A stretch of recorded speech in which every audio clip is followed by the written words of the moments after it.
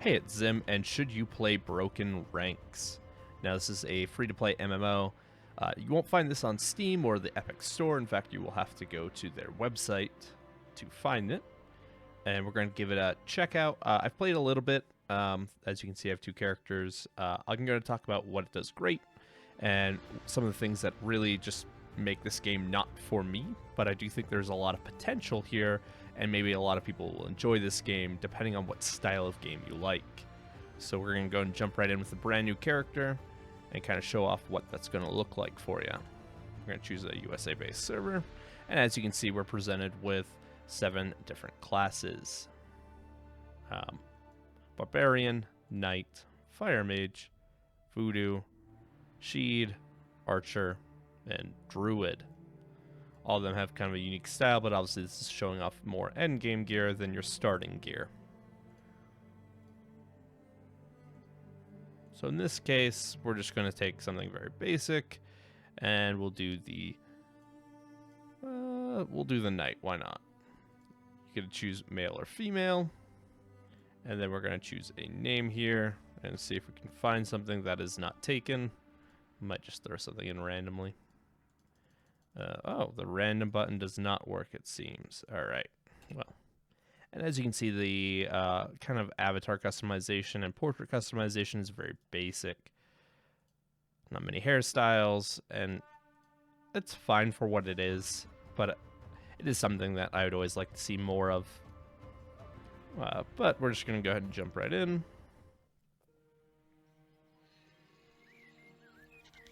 Take a deep breath and hold it. Aim at the heart. You've done well. Let's go home. It's getting dark. You didn't know that another darkness was approaching. The neighboring Utor launched a surprise attack on your motherland, Teern. The defenders mustered a great army and faced the invaders at the gates of the Teernian capital. The invaders were driven by the will of the mighty Hegemon and vile magic. The defenders were fighting for their lives. Our ranks were broken. Our king was slain.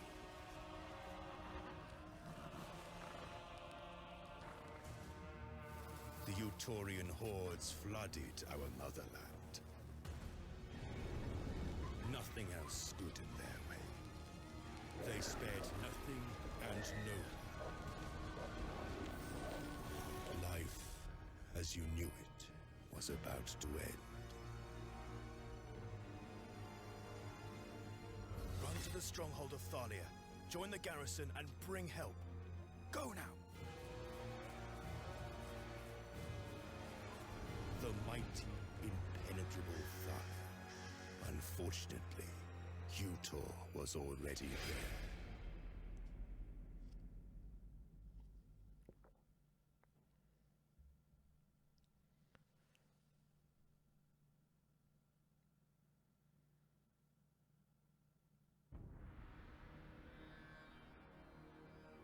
Alrighty, and so you're thrown right into the game, kind of like this. This is the tutorial. Unfortunately, it doesn't matter if you've already made characters previously. You are forced to replay the tutorial if you choose to play another character of a different class or even the same class, but it is kind of frustrating to have to go through the tutorial multiple times. However, this is a great way to teach you guys how the game is going to be played. Now, it's very different than your classic traditional action-based MMO, and in this way, it's kind of more stylized towards the classic RPGs of old, or like Divinity Original Sin. Now it's going to explain how we have an action point system. And as you can see, we have 12 action points as it's telling us. Now this tutorial, I find is kind of good in some ways of teaching their combat system, but like it's very handholdy for like the first, 20, 30 minutes, and also kind of could be better, which is frustrating. So there's the action points. Great. These are our attack circles. We're going to essentially plan out our actions. These are defense bars, so we get to put points as a defense for ourselves. And as you can see, it will increase the hit to chance, not any more damage. That's something important to understand, because I know that was a confusion for some people early on. We are also timed. That's what this 10 seconds is. But we also have presets. So essentially, outside of combat, you can, as you unlock skills and things, essentially set up presets so that you don't have to constantly be like re-entering everything and feel like you don't have enough time to do that. So as we can see, it's going to have us use a bunch of just basic physicals and then roll. And then you have a percentage odds of how that's working. So our chance to hit was lower than 15%. We need to change some things, right? So in this case, we're going to throw rocks. And as you can see, our chance to hit was much better. This has to deal with them also changing the defense. Now, what's cool about this game is that the AI will start to adapt to what you're playing. So if you keep only throwing ranged attacks, they'll increase their ranged defense to prevent that from happening. As we can see, the enemy stat points, our stat points. And then we're going to just make this. So we have killed the first enemy.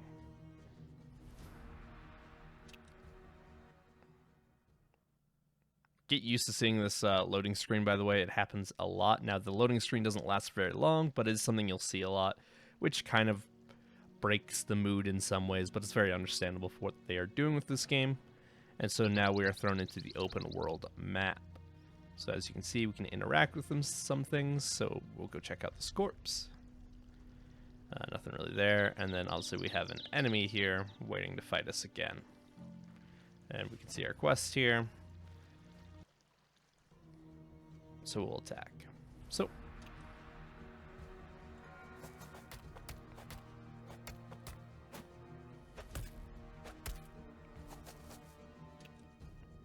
now, one thing to say is that, like, you never know what your enemy assigns their defenses to, so it's kind of a guess and check system on whether or not, like, your basic hits are going to actually land. Can be kind of frustrating, especially because as we get in to how death works in this game. But here we have a little bit of story.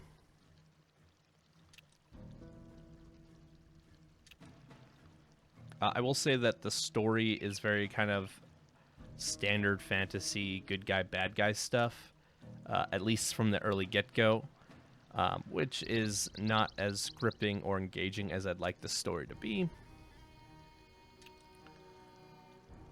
This is just telling you that you can, when certain conversations run long, you'll be scrolling through to read it. I'm just going to kind of skip through this because I've seen it before multiple times. It's going to show us the basic equipment system.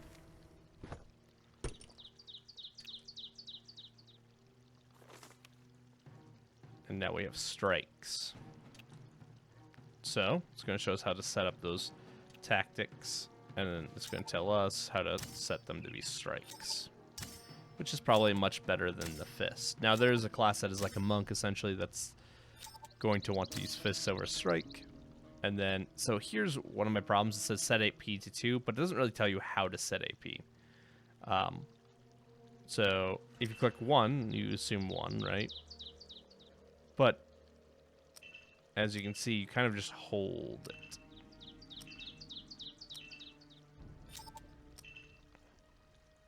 I wish it, like, the arrow would point more directly to that, but it's not too big of a deal. Like I said, there's just minor touches to the tutorial that, like, since I had to play through it so many times, if I want to play different classes to see if I'm gonna like them, it's very notable that, like, some of the tutorials, like, just kind of do a general pointing or give you a general explanation, and you're forced to go through this tutorial. And you're like, well, you could do a better job explaining it if you just did it like this or like this. And so it's like, it is notable if you keep going through these tutorials. Anyway, we're going to exit out of that. Talk to this character here. And they're going to head up. Now we can see a burned village. We can actually kind of check it out if we want. Most of the time, there's nothing back here. It's just scenery and kind of world building. This tutorial part is very linear. So in this case, we're going to fight.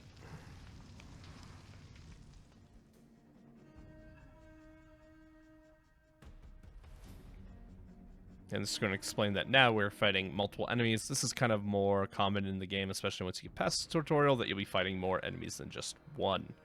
As you can see, it's telling me to look at the enemy's health. We can see that he has a lower amount of health, so we'd want to take him out before the dog, who has 100 health. Set our basic tactics, and then swing. But as we can see, he's checking some ranged attacks to us.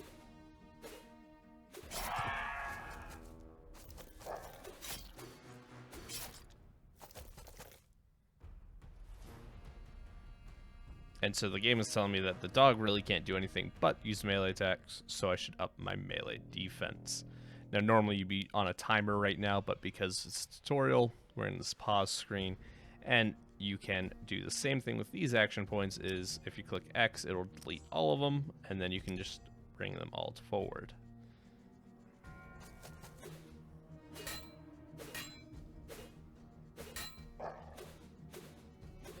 And as you can see, the dog had a much lower chance to hit.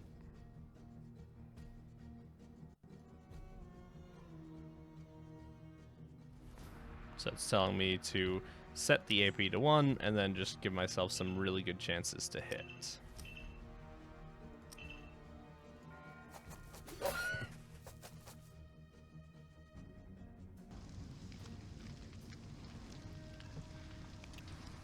That's combat again.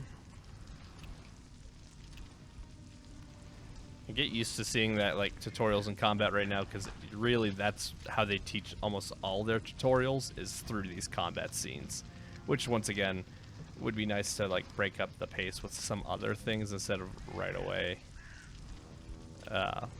just keep doing combat after combat.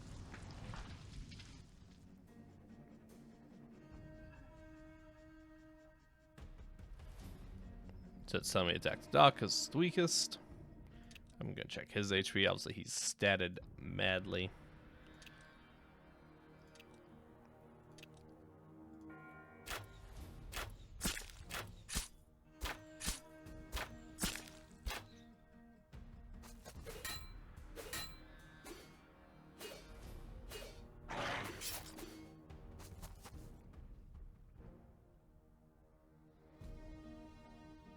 Yeah, it's giving us some more tutorial stuff.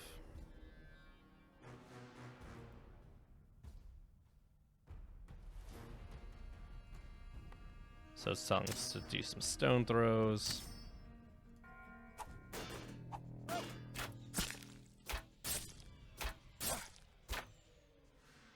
And as you can see, those ranged attacks will always attack first, then melee attacks.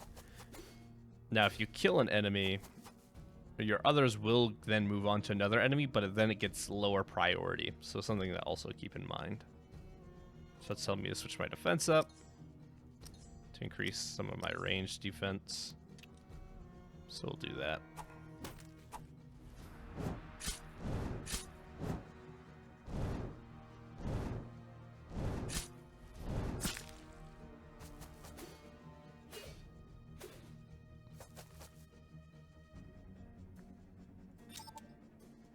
And I'm actually going to change some of these to melee hits and make the less accurate throws.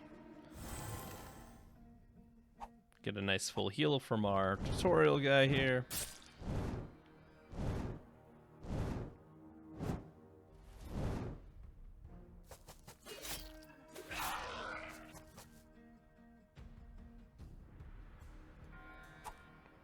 And so this is the combat you'll see a lot.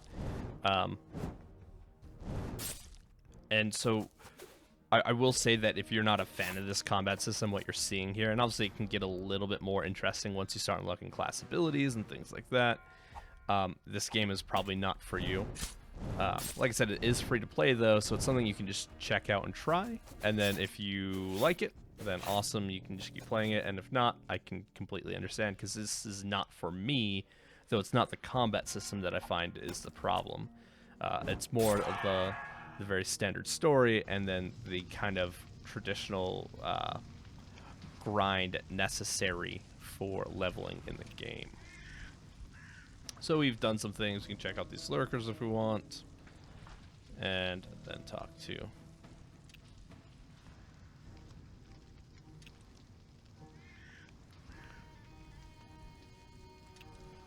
get some different choices. I don't know if those choices actually ever matter. And then we're gonna run.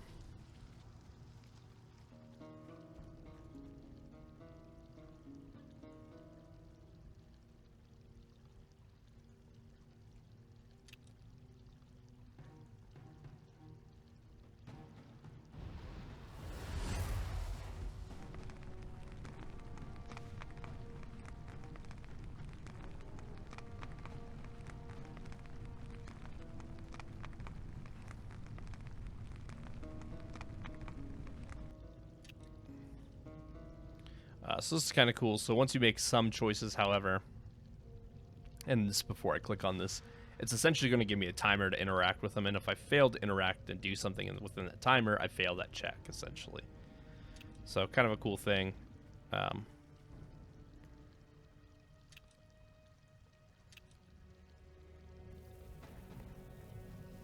that timer for us this time was them approaching as they were slowly doing it. And as you can see, the fuse there. I don't think it's really... That one's like pretty hard to fail. You'd have to just do it on purpose, but there are other checks throughout this game where you'll find yourself.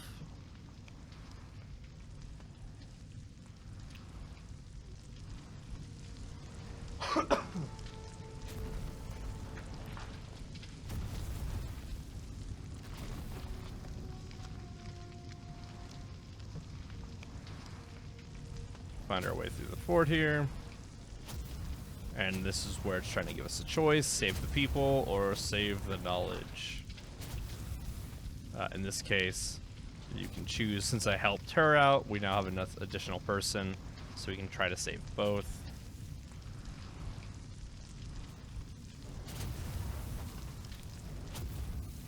And then you get some rewards as well.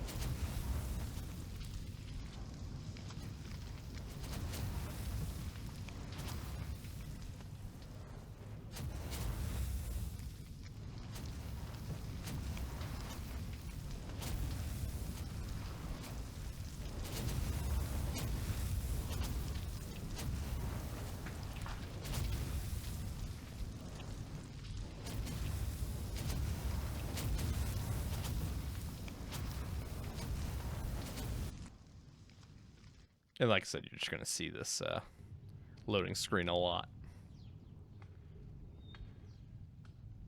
Now, I will say for a free-to-play game, it has yet to ever overwhelm me with a ton of like pop-ups for their store or anything like that.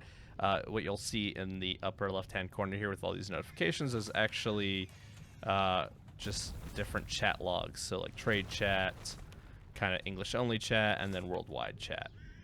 So it's nice that there are not too many pop-ups. Because I know definitely I've played a lot of free-to-play games where that is not the case. It's going to teach you how to rest. You'll be doing this a lot. Basically, instead of auto-recovering after combat, which just makes more sense, you instead have to waste time recovering by using the rest button. It's more annoying than anything else. Now there are a couple things you can do while in this small little brief tutorial town, but we're just going to skip through that and talk to him directly.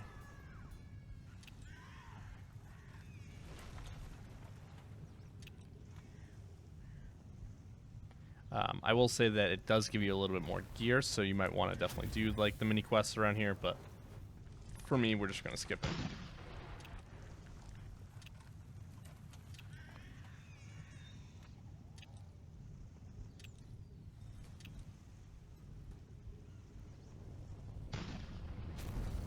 So we get a little cutscene here.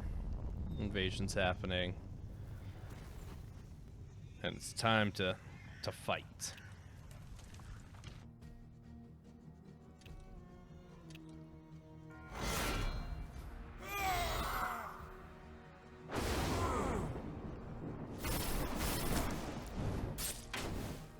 So as you can see, I'm not doing too bad so far. But this is all kind of part of the tutorial, so none of this combat really matters.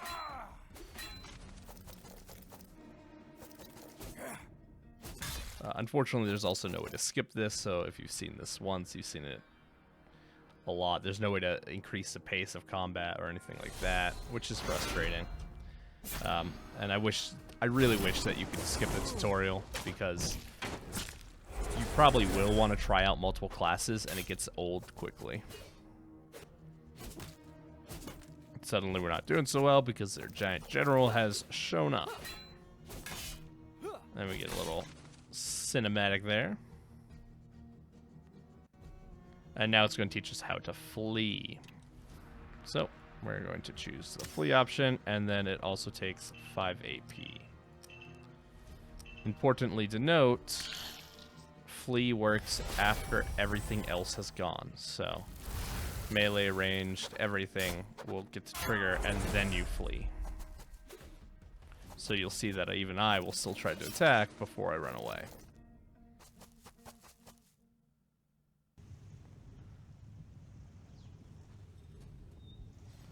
So we are going to run away. Now I'm actually going to jump here and just jump on one of my other characters and show you what your basic starting area is going to look like. So this is kind of our first city, much more open, much more. Now you'll also know if you have quests, you get a little corner up here and a compass kind of leading you in the general direction. I like it. It works. It's simple. M for map. One of the things that drives me crazy about this game is if I press M again, it doesn't exit the map. It just reloads it and brings you back to where you are. I hate that. Just change that for me. Like, why is this a thing? If you want to escape, you'll have to hit escape. As you can see, there are 5 major zones as denoted at the bottom. But the world is pretty big. Now these zones are all still part of this map. It's not like it's going to load a different map at all. And then obviously we have the island over here. Looks like there's plenty of expansion for the Luterian stuff, which who knows if they plan on doing later. I'm guessing it's how well this game succeeds.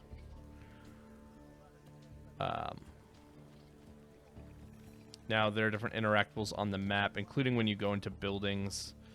Let's see here. We'll go into this house. One of the things that is cool and traditional to like a CRPG but might get annoying is you often will find yourself moving your mouse over everything to see if there's an object you can interact with that will give you either more like a random item or gold or something. And if not, you get on with whatever you're doing there. Obviously there was nothing in there, but that is something that you'll come across in this world where it'll essentially switch the icon for your pointer and have like a pickup icon. This game has also, I guess I had issues with bugs when it first came out and maybe some server issues. I've not experienced any of that, at least on the US side. I found that the game has been very smooth. There has been one time where like there was a message sent out by the team that was like, everyone stop questing. We're going to do like a restart to cause some issues from happening. So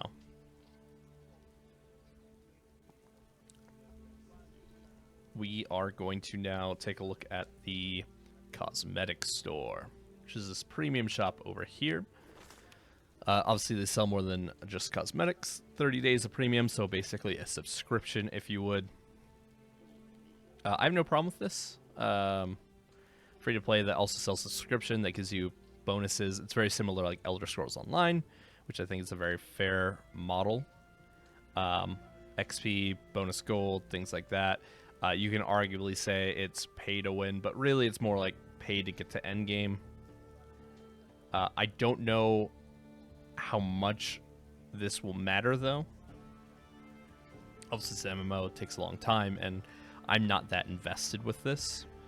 So I don't know how big or how important these actually end up playing into the game itself. So I can't say if the pay-to-win is going to be definite or not. But it seems like you can also get some skill resets and things like that. A couple different items. and all for a fairly reasonable price, honestly. Where I have big problems is, so you can get these armor sets here. Just gonna let me bring them up. And these armor sets are 3,500 of their in-game, or not in-game currency, but, you know, premium currency that they're selling. That essentially is a $90 skin. I think that's insane. These are slightly cheaper. But why are these so expensive? Like, even 2,000 of this currency, I mean, you're looking at like 50, 60 bucks for some cosmetics. I think it's insane that that's how much these are. I feel like for most cosmetic skins, these should really be, I don't know, 20 bucks at most. And I feel like you'd sell more too if they are so cheap. But because these are so expensive, I feel like a lot of people probably won't pick them up. I feel like it also doesn't give me a ton of hope in terms of future cosmetics or future items in the shop because of how expensive they are. I will say everything else is reasonably priced, though. But just these cosmetic skins are insanely expensive. So just keep that in mind if you're looking to get into this game. Like I said, it's free to play. Definitely worth checking out. However, there are a couple of things I still want to talk about. And that is death in this game. So, like every MMO, you might end up dying. And some of this is due to maybe your fault. Maybe you just got overwhelmed in combat. Maybe you forgot to rest between combats, which is, like I said, quite big. But there is penalties to death. And it's not just go back to your body. It's not just go repair some of your gear. We're talking about more serious penalties like XP loss, and even maybe potentially gear loss entirely.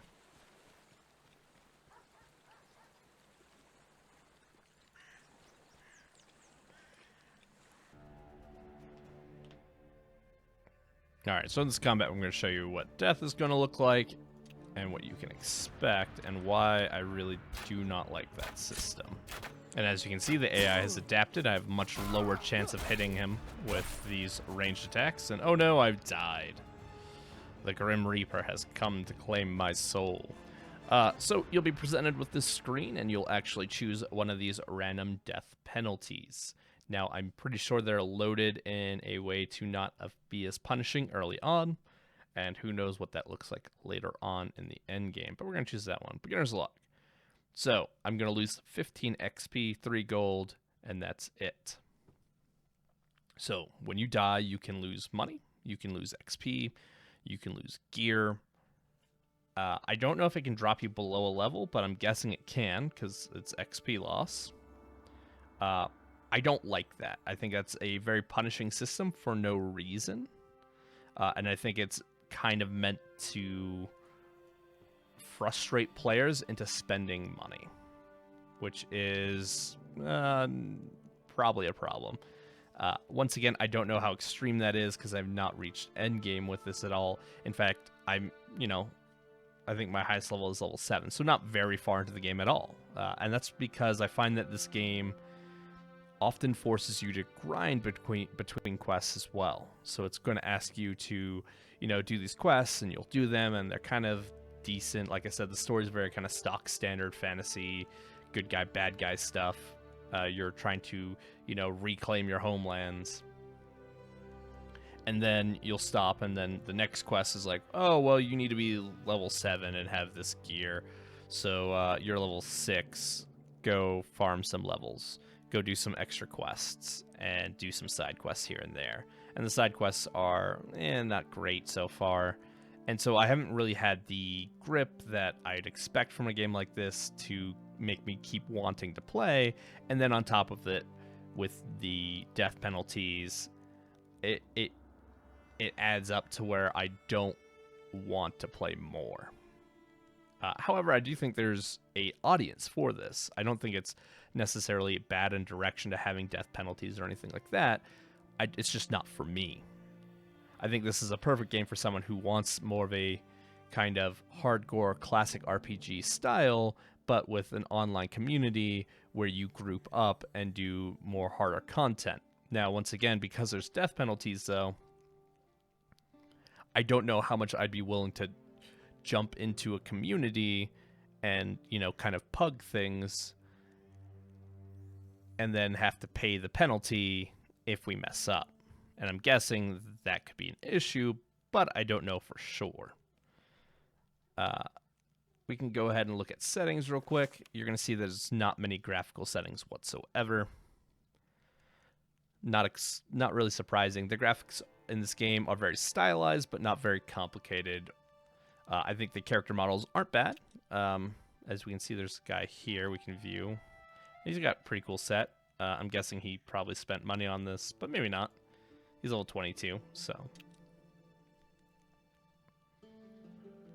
But that's how I feel.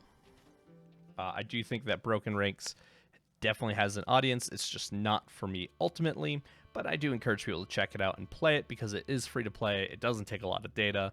And, I mean, I do feel like there will be a portion of you who will enjoy this game. Anyways, that's all for me on this. Thanks for watching. Let me know in the comments below if you've checked it out already, or if it looks interesting and some things that you might hope it does or want to see in the future with this game. Hit the subscribe button if you haven't already. Now that the holidays have passed and work for me has slowed down, I should be putting out more videos again, kind of getting back to my normal schedule. I want to take a look at some of the new games coming out, especially because we have Lost Ark coming out, and then I imagine that's going to take up some of my time. Plus, there are a couple other games I want to talk about that have gotten recent updates that look really cool. So hopefully we'll get that done. Look for a new video probably sometime. Let's see. I'm guessing probably Monday will be my next video. Anyway, guys, thanks for watching, and I'll talk to you later.